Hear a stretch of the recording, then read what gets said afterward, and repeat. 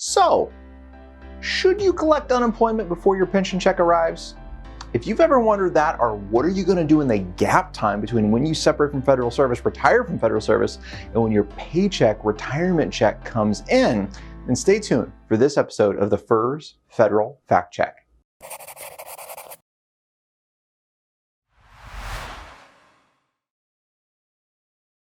So today we have a question from Neely, and we get this every now and again, and I think it's really important to address not just the question, but what are some other things that we need to be thinking about with it? And her question is, when I retire, can I just collect unemployment until I receive my first check? It's an interesting question. Now, I'm not an attorney. I don't give legal advice. We don't advise on all this unemployment, right? Put all those appropriate disclosures here.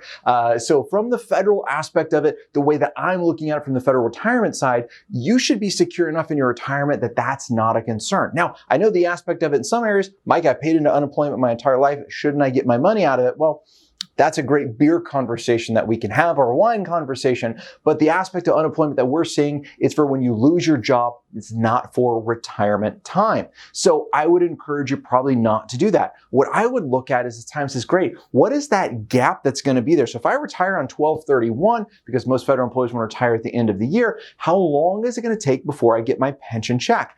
I tell people to plan on 6 to 8 months before they get their first pension check. Now, if you hear that and you say, oh my gosh, that's such a long time, really that has dropped. I used to tell people a year plus before they would get their first check.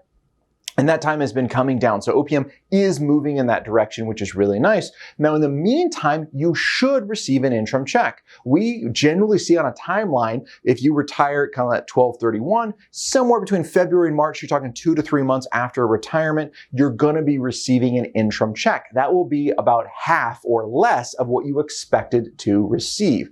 So it also doesn't include the first supplement in there. So it's a small check. At least you have some income coming. Then after that, if you have an uncomplicated retirement, if everything is in your retirement package that should be there and OPM doesn't have any question, 2 to 3 months after that, now you're getting your check. Great, that's 4 to 6 months before you're getting your full retirement check and your retirement is adjudicated by OPM.